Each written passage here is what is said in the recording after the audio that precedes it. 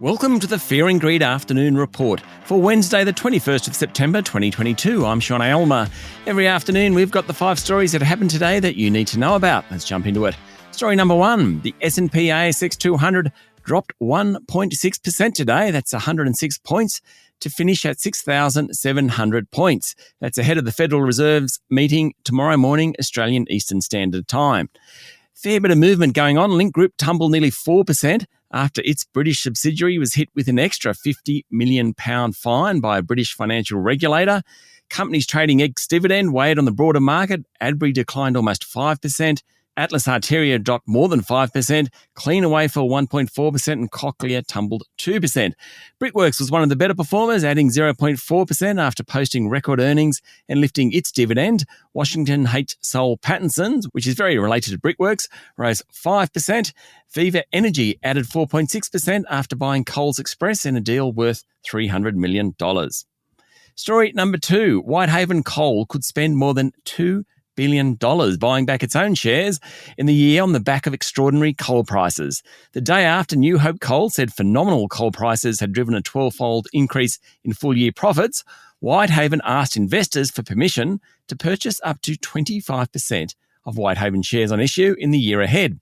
It suggests the record $1.95 billion profit achieved in the year to June could be exceeded in the current year. Prices for top-quality New South Wales thermal coal have been above $420 per tonne over the past month. That's more than double the market price of September last year. Story number 3. Santos will not be allowed to drill 8 wells in the Barossa gas field, 265 kilometres northwest of Darwin, after the federal court found the oil giant failed to consult local Indigenous people adequately on the development. The landmark case was the first significant judgment in a challenge to mining approvals based on whether applicants had adequately consulted Indigenous people from the proposed development sites.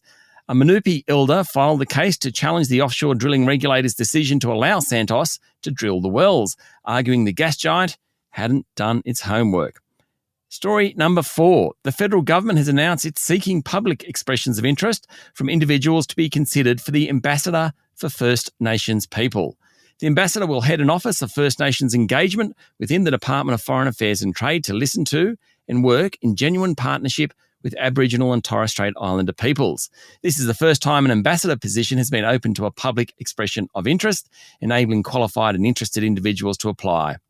And finally, story number 5. Russian President Vladimir Putin has announced a partial mobilization in Russia as the war in Ukraine reaches nearly 7 months and Moscow loses ground on the battlefield. Mr. Putin's address to the nation came a day after Russian-controlled regions in eastern and southern Ukraine announced plans to hold votes on becoming integral parts of Russia. The Kremlin-backed efforts to swallow up 4 regions could set the stage for Moscow to escalate the war following Ukrainian success in the past few weeks. That's it for the afternoon report for Wednesday, the 21st of September, 2022. I'm Sean Aylmer. Enjoy your evening.